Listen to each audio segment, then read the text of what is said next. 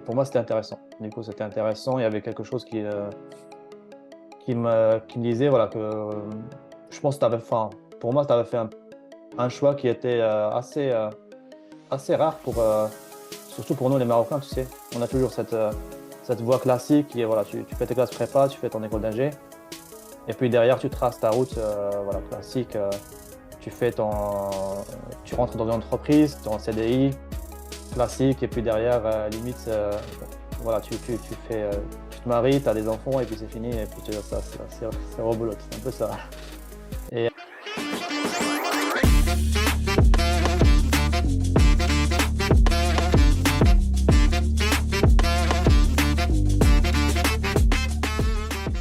bonjour Adam, merci d'être avec Bonjour, nous Hamza. aujourd'hui sur la chaîne qui s'appelle Baraka min Nas, d'ailleurs.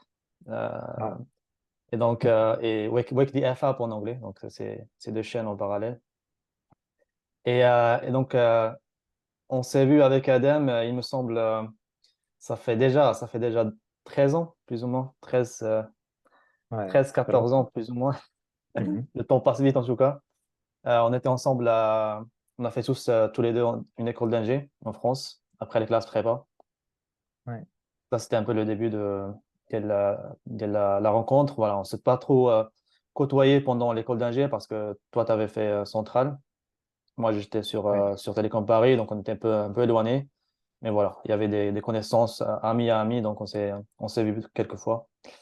Ou voilà, j'ai suivi un peu, enfin, on était connectés sur Facebook où à un moment donné, bah, j'ai vu un petit peu tes posts, etc.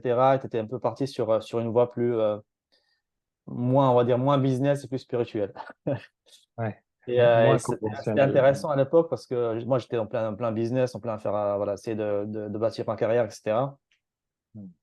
Euh, Avant de passer sur le développement personnel, le développement spirituel. Et pour moi, c'était intéressant. Du coup, c'était intéressant. Il y avait quelque chose qui me disait voilà, que je pense que enfin, pour moi, tu avais fait un choix qui était assez rare surtout pour nous, les Marocains, tu sais. On a toujours cette voie classique qui est voilà, tu fais tes classes prépa, tu fais ton école d'ingé, et puis derrière, tu traces ta route voilà, classique. Tu rentres dans une entreprise, tu es en CDI classique, et puis derrière, limite, voilà, tu te maries, tu as des enfants, et puis c'est fini, et puis c'est rebelote, c'est un peu ça.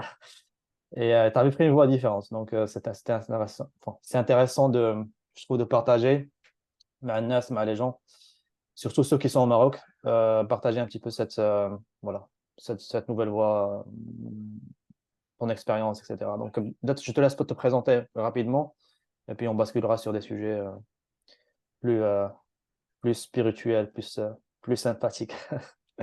Ben, j'aimerais partager par rapport à ce switch Mhm. euh, ou pourquoi j'ai pris ce chemin-là et peut-être ça donnerait plus de... Ce serait ma présentation de moi-même. Euh, comme tu viens de dire, j'ai fait Centrale et puis après, pendant Centrale, en fait, j'ai pris cette année sabbatique et qu'on appelle césure. Mesure, ouais. Et là, le but, c'était de juste expérimenter l'entrepreneuriat. Tu vois, donc, Mhm. j'étais encore dans cet esprit-là d'ingénieur mais un ingénieur qui veut pas travailler dans un CDI, mais qui veut plutôt créer sa propre entreprise et lancer son propre projet. Oui, Mhm. exactement. Et donc, l'idée, c'était pas une entreprise que je voulais créer vraiment en termes d'entreprise pour Mhm. faire de l'argent. J'étais inspiré par euh, des éléments de pensée de développement durable. Je sortais un peu de tout ce qui était ingénierie et juste théorie, comme quoi. Par contre, bon, j'étais quand même intéressé par ça encore, mais j'étais inspiré de juste aller dehors et explorer le monde en fait, explorer Mhm. d'autres choses que la bulle de lycée, sciences, maths, classe préparatoire, puis après centrale. Tu vois. Donc c'était comme une ouverture de porte et sortir de tout le système, explorer d'autres choses. Enfin, c'était quoi le stimulus, enfin, derrière ce Mm. changement? C'était quoi là? la chose qui t'a, enfin, est-ce que tu te sentais pas dans ta peau, tu vois, durant les classes prépa, école d'ingé, etc., il y avait quelque chose en toi une sorte de voix qui te disait non, c'était pas le bon chemin, ou il y avait ce moment dans le temps, il y a quelque chose qui est arrivé qui t'a dit, ah bah, ah oui, enfin, ça t'a ouvert un peu les yeux sur une nouvelle perspective. Parce que tu vois, il y a deux manières. Il y a soit c'est une manière Ouais. progressive et tu te sens pas à l'aise pendant même plusieurs années, ou sinon, Mhm. c'est peut-être ça arrive d'un seul coup et tu te réveilles, tu vois. Ouais, je dirais que c'est un mix des deux, parce qu'il y avait des moments qui m'ont réveillé. Tu sais, le fait de voyager, de vivre dans une autre culture et de vraiment s'ouvrir à l'autre culture, Mhm. ça fait, ça, ça, euh, ça fait ouvrir l'esprit et donc intégrer d'autres perspectives, ce qui crée une forme de développement. D'ailleurs, dans le développement personnel, dans la branche de psychologie appelée psychologie développementale, Mhm. s'ouvrir à d'autres perspectives et qui est possible beaucoup par les voyages. Ça, c'est un élément très important pour la progression dans le développement de la psychologie. Ok. Et donc, ça, c'est un élément qui on peut dire, c'est un élément de shift, tu vois, de changement. Mhm. Ou, c'est notre culture, c'était un choc culturel pour moi toute la première année. J'avais une dépression pendant toute l'année presque à Centrale. Et donc, il y avait déjà un détachement qui commençait à se faire. Et de là, après cela, il y avait juste une forme de frustration avec comment le système où j'étais. De juste étudier comme j'ai toujours étudié, toute la fatigue qui vient avec. La prochaine grande étape dans ce voyage personnel, on va dire. Oui, il y avait cet impulse, cette volonté d'aller être au service et donc de créer. J'avais mon ami avec qui j'ai cofondé une NGO, une Mhm. organisation non gouvernementale au Maroc, pour aider les villages marocains. Donc c'est humanitaire, mais en même temps entrepreneuriat social. C'est pas humanitaire 100%, il y avait un aspect entrepreneurial dedans. Mhm. Donc c'est entrepreneuriat social. Et, euh, et avec ça, il y avait une grande responsabilité que je commençais à sentir vis-à-vis des gens envers qui j'étais au service. Ok. C'était pas facile pour moi de juste dire, OK, on va aller dans des villages. On vient avec notre savoir et notre outils et on va les adapter au village où on va au Maroc, tu vois. Mhm. Euh, il il y avait quelque chose que je commençais à réaliser que il- c'était important de commencer vraiment à se développer soi-même pour pouvoir être mieux au service. Je commençais à étudier par rapport au mouvement humanitaire qui était des associations qui sont venues en Afrique pour aider des villageois et comment, en fait, à travers leur aide, ça a créé plus de problèmes. Parce que ça a Mhm. créé des complexités euh, qui n'ont pas géré après. Et ça a juste imposé un système qui n'est pas celui que dans le village a besoin. Tu vois, il y a une forme de séparation entre ceux qui viennent aider et le village en soi ou les D'accord. personnes Ok. qu'on cherche à aider. Et donc, l'idéal, pour toi, c'était quoi? C'était de se comprendre soi-même avant de pouvoir aider les gens ou de s'adapter aux gens? C'était quoi comment clôturer ce gap entre les. Oui, ben, le gap, c'était vraiment capacité d'écoute, en fait, pour Mhm. clôturer ce gap-là. C'est comment avoir une capacité d'écoute assez fine pour pouvoir comprendre comment intervenir. Ok. Et s'il faut intervenir même, en fait. Et ça, selon mes recherches à l'époque, je trouvais ben, ça a à faire avec la conscience, avec quoi j'opère dans le monde. Mhm. Et donc, ça a à faire directement avec moi et mes capacités émotionnelles, cognitives, somatiques, mes capacités à être humain dans le contexte où je suis ou ou là-bas, dans le contexte où j'étais, c'était l'association. Donc, comment je suis en tant qu'humain dans l'association. Hmm. Il y a beaucoup de choses possibles à dire par rapport à ça parce que ça touche à la psychologie développementale beaucoup. Quand je parle de la conscience, ça a à faire Mhm. avec le développement de la conscience. Et ça a à faire avec d'autres éléments de la psychologie qui sont vraiment juste de la guérison des traumatismes. Parce que ce que j'ai découvert, c'est que beaucoup de personnes viennent avec leurs traumatismes et les appliquent dans des milieux qui sont vulnérables, en fait. C'est-à-dire ça crée une Ouais. forme de fuite du traumatisme vers des milieux qui sont vulnérables à ça. Et donc, c'est ça la forme de responsabilité que j'ai sentie de ma part. C'est combien je suis intègre vis-à-vis des autres quand je dis Mhm. ah, je suis là pour aider, tu vois. Et Ouais, ça ouais, je crée comprends. En un plus, choc spirituel et psychologique qui a initié toute cette forme de mhm. développement en moi.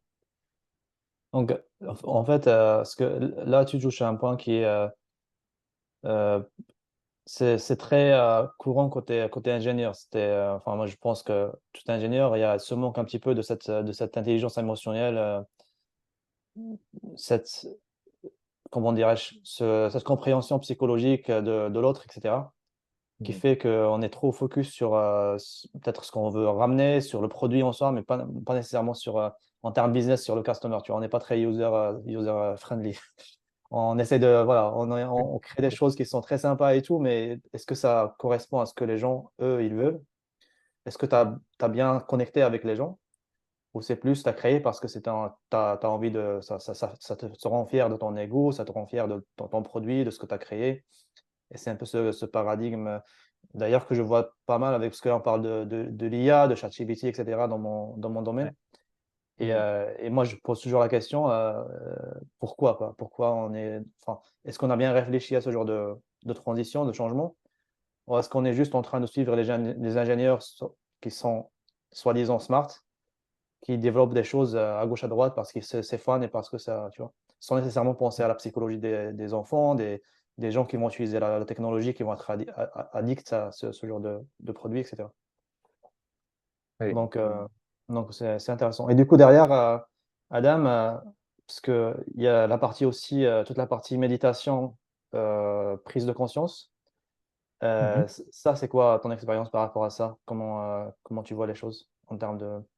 Pourquoi on a besoin typiquement de méditer, de prendre du temps avec soi-même, auto-réflexion, etc. Pourquoi c'est important? Oui. Euh, c'est directement lié à ce que je disais avant par rapport à développement psychologique et guérison des traumatismes. Mhm. Mais là, quand tu parles de méditation, la méditation aide dans les deux, mais ça a une dimension troisième qui est différente de OK, je guéris mes traumatismes. Ça, c'est vraiment de la psychologie directe, c'est-à-dire aller dans les émotions, aller dans Mhm. les aspects psychologiques qui sont distordés, dissociés ou pas sains. Et la psychologie développementale, c'est quelque chose aussi, une autre dimension. Mais la Mhm. méditation, ça amène plus une sérénité interne. Ça amène plus, ça aide les deux dans le sens où on est beaucoup plus présent. Et quand on est beaucoup plus présent, on peut mieux gérer des choses qui viennent euh, inattendues. En fait, on a découvert que les entrepreneurs les plus qui sont le plus successful, c'est ceux qui sont le plus présents. C'est-à-dire Mhm. que quand il y a un problème, et il y a alarme, et il y a un état d'urgence, ceux qui arrivent à être présents avec l'état d'urgence sont ceux qui peuvent le gérer le plus. Pour arriver à être présent dans l'état d'urgence, bah, cette question on peut dire mindfulness, mais il y a beaucoup plus d'aspects dans la méditation que mindfulness, mais si on veut, on peut maintenant juste pour simplifier parler de ça. Enfin, c'est Ça a à c'est faire avec. la méditation de pleine conscience, c'est ça. Enfin, ce qu'on appelle Oui, en français, je pense. oui, Mhm. exactement. Ben, ça aide vraiment à être présent avec ce qui est. Tout le but de la méditation, c'est vraiment être beaucoup plus présent avec ce qui est ici et maintenant. Ok.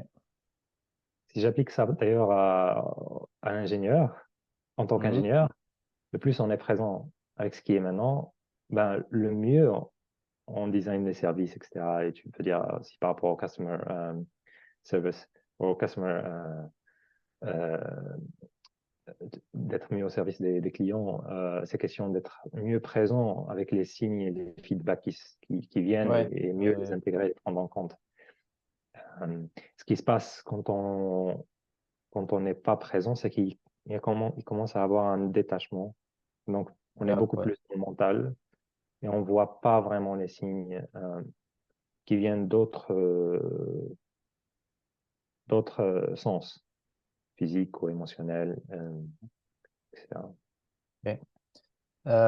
Et typiquement pour peut-être transiter côté Maroc, Hein. puis au final, enfin, je pense qu'il y a pas mal de mouvements de changement au Maroc Ouais, depuis un petit moment déjà. Un air de changement qui est sympa, je trouve, avec cette nouvelle génération voilà, il y en a pas mal qui sont plus intéressés avec tout ce qui est spiritualité, yoga, etc. Donc, plus s'ouvrir un petit peu sur d'autres réalités dans ce monde que juste rester sur un paradigme qu'on a appris à l'école primaire et avec ses parents, etc. Et du coup, je touche ça dans mon bouquin, c'est de dire, et peut-être le prochain aussi, c'est de dire quelle est la différence un peu entre spiritualité et religion. Tu vois, c'est des notions qui sont, voilà, que pour un Marocain classique, tu vois, je prends un X de Marocain, ou une Y d'ailleurs, ils vont te dire, bah, religion, spiritualité, c'est la même chose. Et ça, c'est la réponse classique, tu vois. Et la façon dont on comprend la religion, elle est clairement liée à ce qu'on a appris, enfin, qu'on a appris à l'école, ce qu'on a appris à l'école primaire, ce qu'on a appris quand on avait 6 ans, 7 ans, etc. Toute cette période d'âge où son cerveau il est facilement programmable, on va dire socialement et culturellement. Et donc, voilà, pour toi, quelle est la différence et comment essayer de faire un peu enfin, qu'est-ce qui est bon, qu'est-ce qui est pas bon, tu vois? C'est ça la question. Qu'est-ce qu'on prend, qu'est-ce qu'on lâche en termes de religion que ce soit pour un religieux ou pour un laïc d'ailleurs au Maroc, il y en a pas mal aussi. Oui. Euh, pour moi, en fait, les deux, on peut être religieux et pas spirituel, on peut être religieux et spirituel, et on peut être spirituel sans être religieux. Mhm. Il y Euh, a, il y a de tout, quoi. oui. Il y a tellement de variations de façons de faire, d'être et de relations au divin que oui, c'est juste un champ de découverte. Ce que je peux dire par rapport quand on dit religieux, c'est vraiment par rapport à nos croyances et nos propres choix, par rapport à euh, qu'est-ce qu'on fait, c'est quoi l'autorité en fait, Mhm. envers laquelle on se soumet quelque part, tu vois. Et cette religieux, cette façon, en fait, religion, ça vient de communion.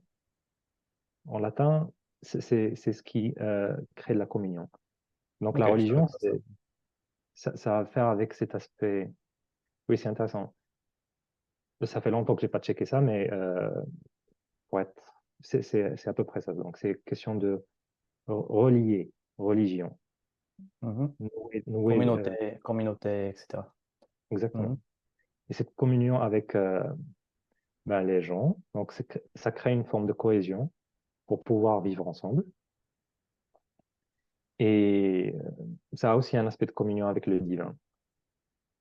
Mhm. Euh, du coup, pour moi, religion, ça a à faire vraiment, quand on dit religion et pas spirituel, c'est pour la communauté et comment on est ensemble, c'est quoi les règles Ouais, qu'on religion pas spirituelle, suit. c'est plutôt ouais, enfin, ce que je comprends de toi c'est effectivement euh, tu te focalises plus, c'est ton focus, enfin, ta concentration, elle est plus sur les aspects pratiques en société, culturellement, Exactement. Oui. faire Ouais. l'Eid, tu vas aller à la mosquée, etc., ce genre de choses, je parle Arcane de de l'islam l'islam, par exemple. etc. Ouais, Et, ouais. Et du coup, moins peut-être, il y a moins cet aspect transcendant, tu vois, Oui. en termes et Même, du coup, si je c'est-à-dire prends même par la exemple communion avec spirituel, Dieu, pardon, c'est-à-dire même la communion avec Dieu, c'est la pratique. C'est comme, mais en islam, il y a islam, iman, et ihsan. Mhm. C'est trois étapes. Et islam, c'est comme, on peut en dire comme religieux, mais pas spirituel. Et Comme, c'est la base, enfin, c'est la base sociale, culturelle de la religion, quoi. exactement. Ouais. Euh, mais qui fait que, moi, je connaissais beaucoup d'amis d'ailleurs, qui fait que il y a pas mal de gens qui s'y mettent juste parce que les autres ils s'y mettent aussi, tu vois. C'est une question d'imitation sociale. On est un peu ce que j'appelle des animaux sociaux, entre parenthèses. Donc, on essaie un peu de rentrer dans la société, de faire sa place. Oui. Et si on sort un peu de la foule, enfin, on est mal vu, on va dire, si on décide de ne pas suivre un peu exactement les mêmes choses que les autres font, sauf si on est dans une société qui est relativement libre de pensée et de jugement, on se met toujours dans ce projecteur de jugement des autres, c'est ça? Ce qui est pas, Oui. ce qui est pas très, très cool d'ailleurs.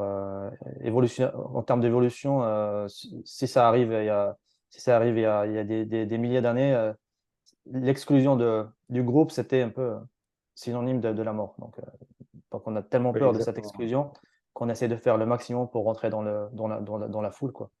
Et de faire des pratiques qui sont pas nécessairement, comment dirais-je, qui sont pas nécessairement spirituelles, entre parenthèses. Euh, Oui, le seul but, c'est vraiment de rester dans la communauté. Ou dans ce cas-là, l'exemple que tu donnes, c'est rester dans la tribu. Parce que si on sort, il y a risque de mort. Et ça existe encore dans des tribus maintenant dans le monde. C'est important de rester dans la tribu, sinon on risque de ne pas pouvoir manger ou ouais. euh, c'est pas safe, c'est pas sécure. Et du coup, spiritualité, pour toi, Adam, c'est quoi? Si on parle, enfin, religion, là, on comprend tous, je pense que tous les Marocains comprennent ce que ça Ouais. veut dire plus ou moins. Mais la plupart, ils comprennent pas ce que ça veut dire spiritualité, ou ils se disent, c'est du bullshit, c'est du kufr, tu vois, peu importe. Mais si on reste un peu plus réaliste, c'est quoi la spiritualité Il y a hors plusieurs de la manières. religion, sans religion, tu Ouais. vois? Ah, sans religion. Alors, ça serait. Il y a vraiment plusieurs manières de la décrire. Chacun pourrait décrire différemment. Mais ce que je pourrais dire, c'est que ça a à faire avec sa propre relation avec la réalité. Mhm. J'utilise le mot réalité pour le laisser général, parce que c'est vraiment. Chacun peut décrire cette réalité comme il veut, c'est-à-dire relation avec Dieu, le divin, ou ceux qui vont dire relation avec l'univers, ou ceux qui vont dire relation avec la vie, ou relation avec juste ce qui est là. Ok. Juste être vivant, et puis qu'est-ce que c'est que d'être vivant en tant qu'humain ici sur Terre? C'est poser, c'est poser la question ou c'est lié à la question de c'est quoi ce qui est d'ultime importance. Dans ma vie ici maintenant, ma spiritualité, c'est lié à ce qui est d'ultime importance pour moi. Et Mhm. c'est ça pourquoi ou qui je suis prêt à mourir et je suis en paix. C'est une manière de décrire. C'est poser la question, c'est poser la question difficile, c'est ça, qui, qui, Exactement. qui Ouais, c'est font, qui font, qui font, pe- qui font peur, bien évidemment, qui sont directement liés à la mort. Parce que ouais. à la fin, le fait qu'on meurt, c'est ça ce qui fait que on pose ce type de questions. Mais pourquoi Et la plupart, enfin, on va tous mourir, ça c'est le point commun entre tous les humains, ça c'est sûr. Mais pourquoi on ne se pose pas ce genre de questions? Ou pourquoi on évite de se les poser pour 80, je sais pas, 90, 99 peut-être pour cent des gens sur cette terre. de toute façon, notre société, elle est basée sur le déni de la mort. Et donc, il y a comme une forme d'illusion et comme de hypnose, en fait, psychose, je dirais, pardon. Psychose que c'est comme si on vit, comme si on va vivre pour toujours. Je parle de la société moderne. Hmm. Euh, et donc, il y a cette forme que c'est pas vraiment intégré. Oh, est-ce qu'on est conscient qu'on va mourir? Est-ce que, est-ce que c'est présent? Ou est-ce qu'on la laisse, ok, bah, quand j'aurai, je sais pas, quand je serai vieux, puis là, je pourrais réfléchir à ce sujet, tu vois. La majorité font ça. La majorité on- on- c'est difficile pour nous de faire face à ça. Et il y a aussi tellement de distractions dans le monde maintenant que c'est facile de juste se laisser son énergie distraite par d'autres choses qui répondent à beaucoup de besoins. Mhm. Et donc, on se sent bien, assez bien, pour ne pas voir les questions qui fâchent. C'est La religion, oui. mhm. Vas-y, vas-y. La religion, juste parce qu'on parle de la religion, alors comment la religion répond à nos besoins, et donc c'est bon. Parce que beaucoup de fois, quand on rentre en religion, il y a deux façons. Ou bien c'est bon, on prend la religion et on ne pose plus de questions et on est bien, parce que c'est bon, la religion répond aux besoins de sécurité, d'appartenance, qui vient Oui, d'ailleurs dans la pyramide pyramide de Maslow, ouais. de Je Maslow. l'ai créé. Il y a C'est plusieurs utilisé. besoins qui... Oui. Alors, en fait, la pyramide de Maslow, elle s'inscrit dans la branche de la psychologie développementale. Il y a d'autres formes de théories, beaucoup de recherches qui sont faites depuis Maslow. Mais juste pour utiliser ça qui est tellement très connu. Donc tous les besoins sont remplis et puis c'est bon, on est bien. Et puis on n'a pas à poser beaucoup de questions. Tu vois. Parce que de toute façon, quand on va mourir, c'est bon, si on fait bien ici, la religion répond à toutes les questions et il n'y a plus cette recherche. Il y a plus. C'est comme les portes se ferment d'une certaine manière car on Ouais, sait. Il y a ce truc de je sais, j'ai tous mes besoins qui sont bien là, remplis, je suis bien. Alors, pourquoi poser plus de questions? c'est un peu créer une sorte de maison, quoi, autour de soi, fermer toutes les portes et se dire que bah, tout ce qui existe, c'est un peu la maison, quoi. Tout ce qui existe, c'est à l'intérieur de la maison. Il n'y a pas besoin de Exactement. chercher ailleurs. C'est ça? Et ça tu Euh, peux imaginer plusieurs bulles. C'est-à-dire, même si on sort d'une religion ou on sort d'une bulle, genre moi je suis juste dans la bulle de ma famille, ma communauté culturelle et j'intègre même pas l'aspect de religion en général, global. Tu vois. mhm. À chaque fois, c'est une bulle. C'est, OK, je sors de ma famille, je veux intégrer par exemple la religion, je veux suivre la religion sans juste suivre la tradition de ma famille comme ils font, je veux vraiment faire la religion.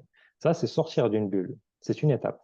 Mhm. Et puis, il y a l'étape peut-être de sortir de la religion, puis tu as tout un système de bulles qui est que, tu as un job, tu as beaucoup d'argent, tu as une belle maison, une belle voiture, beaucoup de choses qui, C'est qui répondent important. à nos besoins d'estime de soi, de se sentir bien. Je suis un individu bien, Bien placé qui dans la a de la société. valeur. Oui, exactement.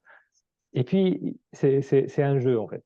Il y a d'autres bulles, et puis on sort de cette bulle. Et il y a d'autres façons d'être. Euh, la spiritualité est tout le temps là. Parce que la C'est un spiritualité, c'est développement, la ligne c'est un directrice. processus. C'est un processus, c'est pas, Exactement. Oui, c'est un processus qui prend du temps, qui est pas simple, mais qui est, je pense, qui est le plus important de la vie, quoi. Il y a pas mieux, quoi. Il y a pas, parce que c'est une recherche de soi.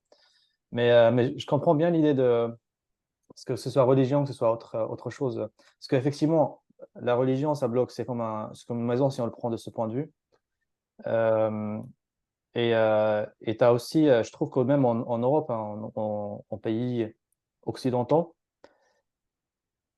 on est relativement programmé pour dire bah, je crois en la science et seulement en la science. Et donc, quand tu parles à plusieurs amis européens, par exemple, français, espagnols, etc., mm, tu leur parles de la religion, ils vont te dire bah non, moi, j'ai rien à faire avec la religion, j'ai rien à faire avec la spiritualité. Quand tu leur parles de spiritualité, pardon, ils te disent j'ai rien à faire avec la religion, spiritualité. C'est pas mon truc.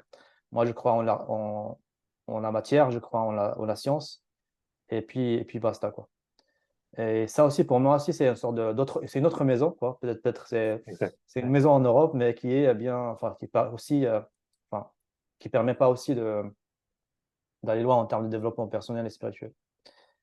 Euh, donc voilà, l'idée, enfin, je sais pas ce que tu en penses, mais est-ce que, enfin, comment tracer son chemin depuis la première bulle qui est je pense, la plus difficile, c'est vraiment la bulle de l'enfance. C'est là où il y a la programmation la plus solide, quoi. C'est de 0 jusqu'à 10 ans, on va dire, tu vois. Ouais, Mais comment, non, mais c'est vrai, hein, culturel. moi, Ouais, je répète souvent la programmation parce que je suis un peu dans l'IT, dans le digital, mais aussi parce on a notre cerveau qui est programmé biologiquement avec des neurones, etc. ouais. Mais typiquement, c'est quoi ton feedback? C'est quoi des conseils éventuellement pour casser à travers ces silos, à travers ces maisons clôturées et, euh, et partir en plein nature, on va dire, voilà, en plein monde spirituel, de se découvrir soi-même, se détacher de ce qu'on a appris pendant l'enfance, etc. Mais c'est pas se Ouais. détacher seulement, mais c'est avoir cet esprit en tout cas critique des choses et voir au-delà de ce qu'on a, on était programmé Ouais. pour voir. En fait, le mot qui me vient, c'est l'intégrité. C'est-à-dire, c'est important de suivre son intégrité personnelle. C'est-à-dire, Mhm. euh, quand on sent, c'est important de pratiquer la religion à fond, c'est important de le faire. Si on sent, bah, non, il y a quelque chose qui ne va pas là, bah, il faut suivre ses impulses réels Intuition, ouais. et cette intuition. Quand je dis intégrité personnelle, ça n'a rien de personnel en fait. C'est interconnecté avec le reste des, des humains et du monde. Mhm. Tout est interconnecté en fait. La science, bon, j'utilise la science maintenant, parce que elle commence à s'ouvrir au fait que tout est interconnecté. Il y a de nouvelles théories de la physique unifiée qui émergent, qui ont des modèles de réalité unifiée, interconnectés, qui Oui, ça, sont beaucoup plus, qui prédisent mieux des choses qu'on peut mesurer par rapport à l'atome que la mhm. physique standard. Physique quantique, etc. Ouais. Euh, et là, le domaine dont je parle, c'est la physique unifiée, Mhm. qui a à faire avec la physique quantique. Ok. Et donc, quand je dis intégrité personnelle, c'est vraiment ce qui nous connecte tous. Ça a à faire avec ce qui nous commune. C'est comme ce ce qui nous relie. C'est l'essence de la religion, en fait, Mhm. l'intégrité. C'est l'essence de la religion. Donc, Cette faut se capacité. mettre des doutes. Si on a des doutes, faut se poser la question. Parce qu'il y a aussi cet aspect que je trouve assez mauvais dans la religion, c'est-à-dire faut pas se poser des questions. Et ça, tu l'as déjà entendu aussi. Si tu te poses la question, c'est que tu as des doutes. Et le doute, c'est pas bien pour l'iman, pour la croyance, etc. Et Oui. Mais ça, c'est une interprétation de la religion aussi, quand on dit. C'est leur interprétation de la religion quand ils disent que bah, il faut pas se poser des questions. mm, Parce que il y a des religions, des religieux qui sont très développés, très spirituels, qui te diraient, bon, c'est bien de douter. Tu vois. poser la C'est bien question. de contempler. La contemplation, c'est un aspect de l'humain qui est très, très important et Mm, qui est la clé de la vraie spiritualité. C'est-à-dire, si on ne réfléchit pas, si on ne contemple pas, si on ne se met pas dans des aspects qui sont autres que la zone de confort et on s'immerge et contemple et laisse émerger de nouvelles choses, alors quelque part on s'étouffe. Et la spiritualité, euh, qui peut être euh, pour toutes les personnes, peu importe leur croyance, ça fait avec ça ouvre ces portes-là. ouais, je comprends. Ça ouvre la porte de la contemplation. En tout cas, spiritualité, c'est s'ouvrir, en gros, à plusieurs choses et ne pas Oui, rester. Et donc, ça revient à aussi explorer d'autres réalités, s'explorer soi-même, voyager, lire des bouquins, etc., etc. Il y a pas mal de choses qu'on peut faire, méditer, etc. C'est pas mal exactement. d'outils, je pense, de ce sens-là. Mais surtout pas Alors, se fermer et croire qu'on est maître de la réalité et qu'on a qu'on a tout compris à la vie. C'est ça ce qui, Oui, ce qui quand on dit bloque j'ai l'aspect. tout compris à la vie, ben, quelque part, je suis arrogant.